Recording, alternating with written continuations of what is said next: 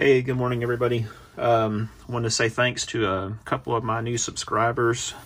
Thanks to my daughter for posting a link on her Facebook, and I think that's where a couple of y'all came from. But anyway, as I said before, this channel is basically about anything and everything. You know, I do a lot of EDC stuff, camping stuff, outdoor stuff, things like that.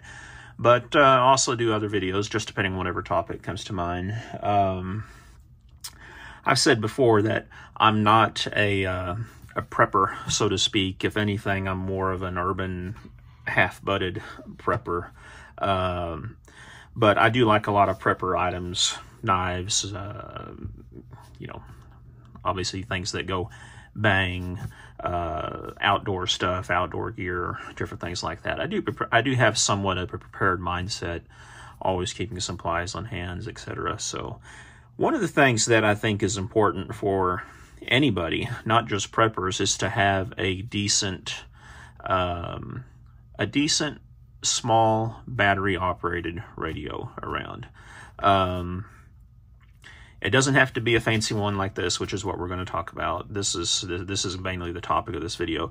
It could be something as simple as this one. This is a Sony, what is it? ICF P26 radio. This is just a basic everyday AM/FM small handheld radio. You can get these for about $17, $18. Sometimes they go up to $19, I think, on Amazon. A lot of your local Walgreens stores will have these in stock. And some of the best advice I can give anybody is to have a radio around your house. Ideally, have one in your house and have one in your car.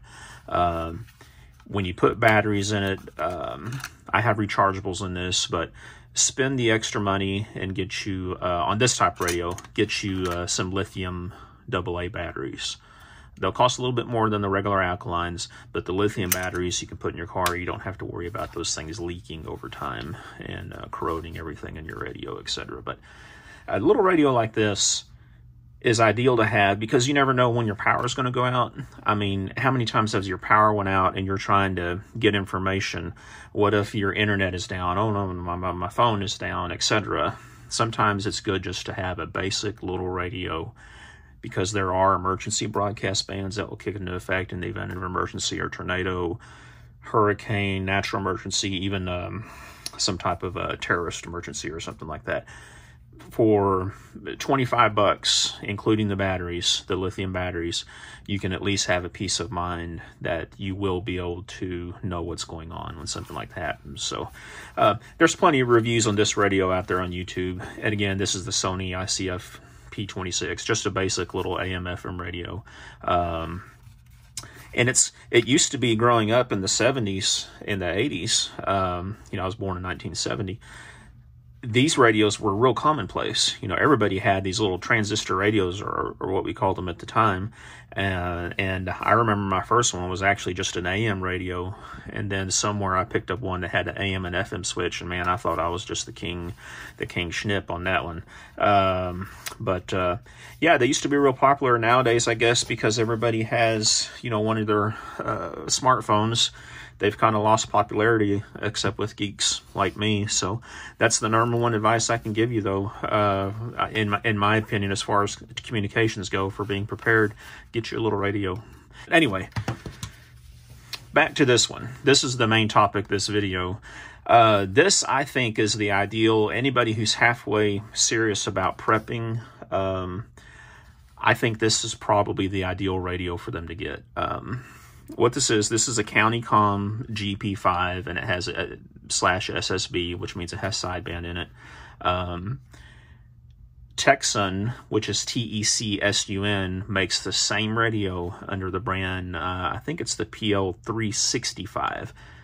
A little bit cheaper in this one. This radio, I think, is $89 new if you order it directly from CountyComm. You can get on eBay for that price as well. The Texan one, when you can find them, I think you can get a little bit cheaper, the 365. But the problem is a lot of times they'll ship from China. And so I bought mine actually from CountyComm, mainly because I wanted the local support, the domestic support, in case they had any issues, which I haven't. But, and also, Another key thing on the prepper end, if you don't need the sideband, Texan also makes the PL360, I believe is the model number, that doesn't have the sideband, and I think the 360 has a smaller range. This one doesn't say, but this one goes all the way up to 29 megahertz range on the tuning, and I think the PL360 only goes to like 21 or 22. So that probably would be enough for most people. I wanted to go ahead and go with this one. So anyway, I'm not a radio expert. I'm not even a huge radio nut. You know, a lot of these little buttons and stuff like that, I know basically what they are. But for example, the upper and lower sideband modes, I have yet to use that on this radio. But I just wanted to give kind of a layman's thoughts on this radio, something that the majority of us can understand, that have some familiarity with radios and how this thing works. But what makes this ideal, I think, for a prepper is that it's small.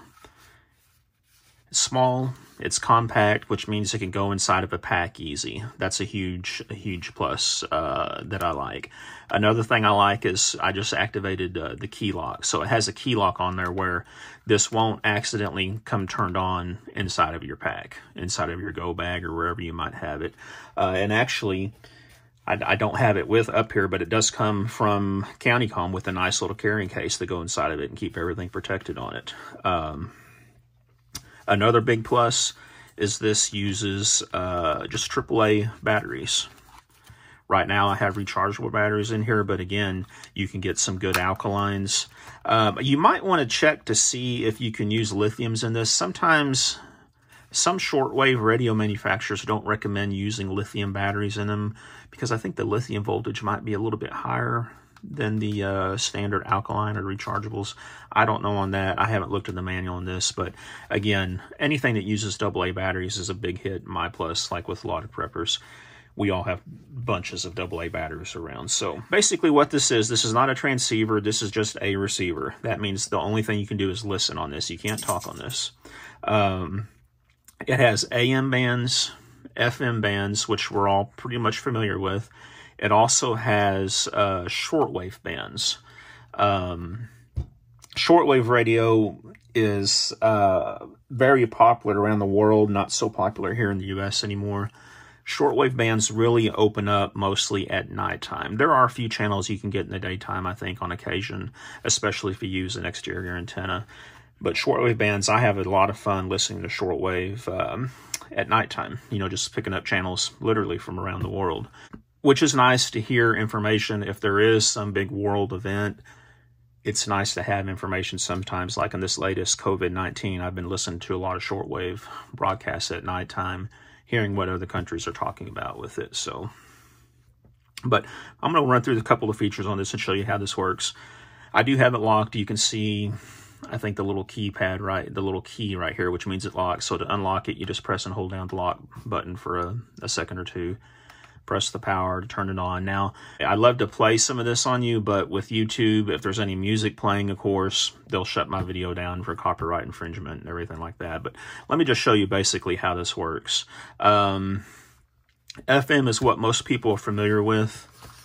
This doesn't have a keypad. That's a gripe for a lot of the people in the shortwave community. Oh, I want a keypad to key in. And yeah, it is nice when you have a keypad, but for what this radio is designed for, which I think is mostly monitoring emergency situations, it's not really necessary. What makes this radio cool is on the display, of course, you have your frequency. It's in megahertz. You have a little ETM, and that's electronic tuning mode, I believe is what that acronym stands for. And then up here you have a 10 and a 00 right now. What those are, those numbers on the top right, that's something that's showing the strength of the signal. I'm not a radio expert. I know that the higher the number is on the left and the lower the number is on the right, the better. So you can switch that though to where it shows your current alarm time, or you can have it to where it shows the current temperature. I don't know how accurate that is. Of course, I keep my thermostat up here set at 75 degrees, but probably 78 with me holding it, with it being powered up. I'm sure it's generating a little bit of heat. But the easiest way to tune this is using this ETM button, which is electronic tune mode. So I'm going to leave it in the FM band. you press and hold down this ETM. Okay, sorry about that. I had a phone call come in, and I'm shooting this on the cell phone, but I'm going to run through this again. Basically, what the ETM does, it's electronic tuning mode, and when you press and hold this button, it's going to scan through the entire FM band. Anytime it hears a frequency, it's going to program that into kind of like a short-term memory, is the best way I can describe it. So let me show you how it works. I'm going to press and hold down this ETM. And see how it's counting up 1, 4, it's already at 5, 7, 8, 9, 10, 11 right there. Once it gets done, which it only takes 10, 15 seconds on FM, on AM it might take a little bit longer. On shortwave, if you do the entire shortwave band, it takes about 3 or 4 minutes probably. But now you can flip through here and you'll see as I'm rotating this tuning wheel up, it has random frequencies stored in. So each one of those are a station that it heard. Now, sometimes it will stop. You'll turn it up, and we actually hear some music right there, okay? I can't leave it playing, but because YouTube will flag it as copyright and all that stuff. But basically, each one of these channels now is a channel. Meaning it's picked up a signal, so you can scroll through here pretty quick and find all the stations that your radio is receiving. Now, I'm just outside of Houston. There's quite a few of them here, especially if I can have the antenna all the way out. And at nighttime, of course, we'll pick up a little bit better. But that's what makes this convenient for areas that you don't know. I don't know what radio station. Let's say if I travel somewhere, I don't know what the local radio stations are. Well, I can press this button, this ETM, and have it scroll through the band, and I can have a selection of all the channels that it says I can pick up. Now, sometimes, again, it will stop on a channel that there's some static on or something like that, which you can't really hear. I'm not a radio guru. I don't know all the characteristics behind that, but I just go on past it. So, yeah, and that's what makes this radio very, very cool. Now, a lot of radios have got a scan feature, which this does too, where you can scan up through the bands and it's going to stop every time you hear a signal. This is nice because you can start it and you can just wait, and then you can quickly go through and listen to all the discernible signals that you pick up. So that's how the ETM works. Let me show you how it works on AM. Now, this radio, like a lot of shortwave radios for AM, is marked MW, which is medium wave, which is technically what AM is. Instead of amplitude modulation, it's medium wave. But we'll run through the ATM. Now, for AM, like any other radio, even this little small Sony, a lot of people don't realize this, but when you're listening to AM stations, put your antenna down. On AM radio, usually there's a ferrite antenna that's built in somewhere on the radio that will pick up certain stations. Now, this one's kind of cool because it has an AM antenna jack on top, and it gives you this little handy thing, which is an AM antenna that you can plug into the top of it, rotate it around to get a little bit better signal. So let's put this in, and we're going to do the ETM, and we'll see how many AM stations we come up with. And again, it's almost, well, it's 11:21 in the morning, so we're not going to get a whole lot of AM stations, but at nighttime, this thing will pick up a lot of AM stations. Like any other small radio, at nighttime is when the AM band really opens it. Yeah, we only got about 13 or 14 or something like that here in the Houston area. Yeah, and it's picking some up. So, yeah, that's how it works, and I think that's one of the things that makes this ideal for a prepper radio, because it can quickly, on the FM and AM bands, find local stations that you might need to listen to. The receive quality is excellent. It does have stereo when you use your headphones on the FM bands. And if you do need to listen to upper or lower side bands, it can pick that up as well. From my understanding, actually, CountyComm, I believe that they're a government supplier, and I believe they ordered these radios to fill a government contract of some sort, and they're basically selling surplus of them. That's basically it. That's basically what I wanted to show you. There's plenty of videos out there that go in all the extra little features, like this has a memory store, it has a time display, which we can put up right there, has an alarm built in, the VF and VM mode. That's used when you're I don't want to really get into this a lot because I'm not real familiar with it, and honestly, I rarely use it. I use the ETM all the time. But this sets it to where, like, if I'm in shortwave tuning, I can do, right now it's in the station presets, so when I scroll through my log, it goes through my preset stations, right? Okay, if I click this to where the frequency is flashing, that means I'm now in VF mode, which is frequency mode, and then I can scroll the button and go through the frequencies. Now, another little cool thing about this on the frequencies, if you move the button quickly, it goes in increments of 5. But if you move it slower, like 1 notch at a time, see how it jumped up at 5 and now it's going to 1 at a time? That's so you can fine tune it, which is another cool little feature on it. And it works like that in FM, standard FM mode too. See that? Now it's in 5s. If I remove it once, it's going to be in, actually, I think it did it in 10s. Let me see here. Yeah, it's doing it in 10s. But then if I move it slowly, 1 at a time, see, you can really fine tune the signal on this. So if you have a station you're trying to pick up that's a long way away or something like that, you can really fine tune it with the radio like this. So yeah, that's my thoughts on this. Again, I think this is a good little prepper radio. It is a little pricey, but if you wanted the shortwave like I did, it's definitely something to go with. It comes in just a basic little brown box. I ordered a replacement antenna when I got the radio because I know that's something that sometimes breaks. Now, this was only about, I think, $7 or $8 more. It's super easy to replace. Basically, you don't have to take the case apart. You just take out the screw right here, pull it out. The other antenna comes out. You put the replacement in and put the screw back in, and the screw is threaded into the actual antenna portion on it. Well worth it to have an extra one. Has a pretty good little manual for it, but honestly, I haven't really flipped through it at all. You know, there's plenty of videos by guys like Todd Everett or Official Shortwave Channel that really talk in depth about this radio, and they know a lot more about it than I do to discuss things like that. They do give you a nice little wire antenna, which I have not used, but on shortwave and on FM, you can clip this antenna to the top of your antenna here and take this other end and clip it like on a tree branch or something high, and you'll get a lot better reception, especially at nighttime on shortwave. I have a reel antenna that is the same concept of this that I've used with this that works out great. They actually give you a pretty decent little pair of earbuds. You know, they've got the little rubber things on it. Again, I haven't used it. Usually I use my Apple ones with this. Yeah, guys, this is it. Again, I think it's a good little emergency radio. Again, it is pricey, $90, but you get shortwave. You have that ETM mode, which is really nice. But I would say for the average Joe out there, you know, you can get by with a $17 little Sony.